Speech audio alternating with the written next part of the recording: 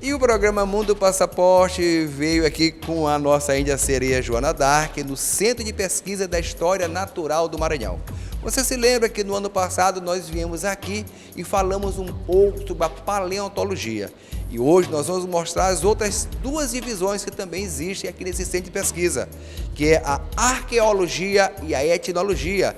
E a etnologia fala um pouco da história dos índios do Maranhão, quem sabe a gente encontra um parente seu aqui, né, Joana? Gente, eu acho que aqui tem algum parentesco da Índia Sereia. Vamos ver. Bom, e quem vai nos receber é o diretor-geral do Centro de Pesquisas da História Natural do Maranhão, Deusdete Filho. Muito obrigado por estar nos recebendo a nossa equipe aqui, contar um pouco, né, desse centro de pesquisa tão importante para o nosso estado. O que é que o visitante, os moradores, as pessoas podem encontrar aqui nesse centro de pesquisa que também tem acervo, né, se caracteriza como museu também? Tá. Bem, o Centro de Pesquisa ele veio preencher uma lacuna muito grande que existia aqui no estado em relação a essas áreas do conhecimento, né?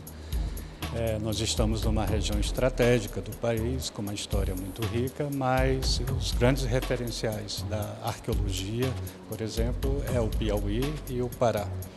E não é que nós não tenhamos arqueologia, porque são locais em que se desenvolveu muito pouco a pesquisa ainda.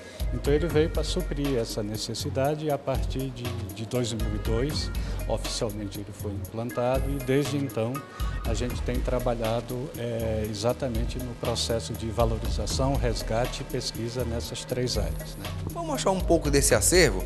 Aqui já tem, aqui são os instrumentos mais antigos. O que são isso aqui?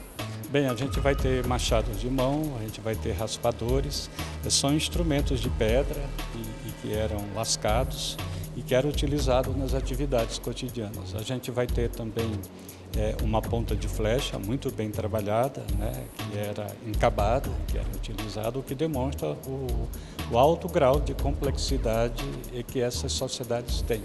A gente tem que tomar muito cuidado com a questão evolutiva ou pejorativa quando se fala desses grupos. São sapiens sapiens, como todos nós, com a mesma capacidade, apenas com padrões culturais diferentes do nosso. Então, esse grupo mais antigo existiu, percorreu essa região. Hoje, cada vez mais as datações no Brasil têm recuado. Todas as teorias que tratam da questão da entrada no homem da América começam a ser revistas. Existiu o Estreito de Bering em 15 mil anos, a partir das geleiras, mas existiu a possibilidade também de outros grupos terem chegado aqui antes da teoria de Bering. Bom, aqui são instrumentos de pedra, uma pedra praticamente bruta, né? Trabalhada, mas ainda bruta. E já tem a outra parte aqui, já são as pedras já mais polidas, já mais confeccionadas. Eram feitos pelos mesmos povos? Não, são povos que vão se adaptando e que vão aperfeiçoando o seu modo de vivenda, o seu modo de fazer e de se utilizar da natureza. Aqui eram armas que ele utilizava para caça, para pesca, essas ferramentas aqui? Sim, para tudo. Na realidade, há uma grande variação de tipos e de formas de machados e de pontas de flecha e que, a partir de uma matéria bruta original, eram desbastados e eram polidos, geralmente na beira do rio. Aqui a gente vai ter pouco afloramento rochoso, mas ao longo do Munim, por exemplo, a gente tem diversas referências de sítios-oficinas, locais onde esses grupos faziam essas ferramentas e trabalhavam esses objetos. É uma riqueza muito grande, é um universo muito distante do cotidiano das pessoas hoje e a necessidade da arqueologia está trazendo à tona esses valores para que se conheça um pouco mais os ancestrais que viveram aqui no nosso território, na área do nosso estado. Olha só, Davi, eu achei muito interessante isso aqui. Parece uma cidade. O que tu acha? Conta pra gente sobre essa cidade linda. Bem, na realidade, são vestígios pré-históricos de aldeamentos, grandes aldeias que existiram na região da Baixada, nos lagos. Esses lagos eles estão sujeitos a grande variação do nível d'água, mas é uma área de grande precipitação de chuvas, com uma fauna e uma flora muito rica. E desde cedo a gente tem datações que no ano 200 depois de Cristo até o ano 1000 esses grupos se especializaram e viviam sobre as águas, né? Eles edificavam plataformas e diversas casas comunais e viviam diretamente sobre as águas. Provavelmente uma das razões é por questão de segurança também com relação a outros grupos inimigos. Era uma forma de se proteger. Mas era uma opção cultural de viver. Hoje, quando a gente vê a questão da palafita, a gente logo associa a questão da pobreza. Mas, na realidade, é uma opção cultural. E todo o universo amazônico como um todo, em função do homem, está sujeito a essas variações das águas e às intempéries, essas palafitas vão ser muito importantes.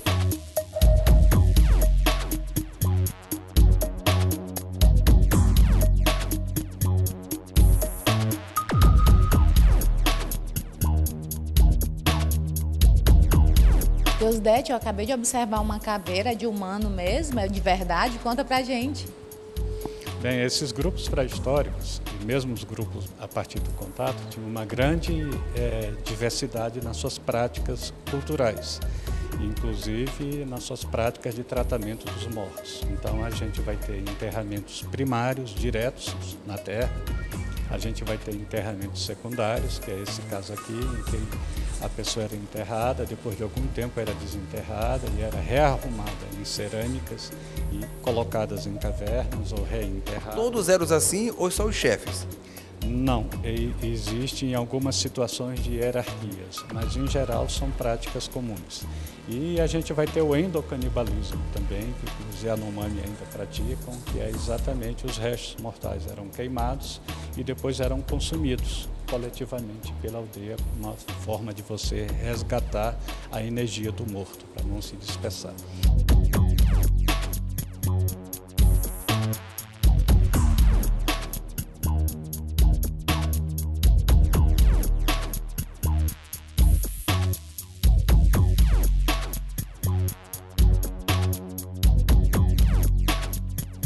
Deusdete, a gente está chegando aqui na última parte, né, onde fala um pouco da arqueologia, né, do setor da arqueologia.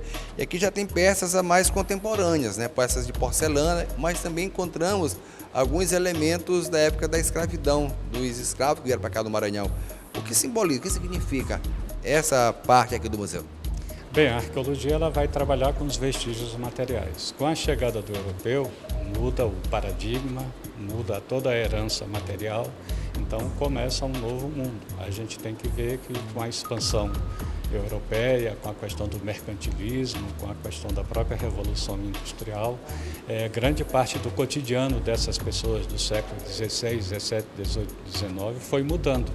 Então começaram a ter acesso a bens de consumo que antigamente era feito de forma mais artesanal e passaram a comprar das grandes lojas inglesas, francesas, holandesas que faziam as louças, por exemplo. Você vai substituindo gradativamente as louças feitas de barro pelos indígenas ou remanescentes de escravos, pela de confecção já europeia numa escala que é quase que mundial. Então, os ingleses, particularmente, dominaram no início do século XIX o comércio aqui da região, eles financiavam a agricultura e traziam os seus produtos para vender aqui. Então, a gente vai ter uma grande variedade de marcas e de fábricas e de estilos, de louças, de vinhos, de ferragens. Todos esses itens vão ter evolução tecnológica diferenciada e isso fica documentado também no subsolo das cidades, dos quintais, das ruas.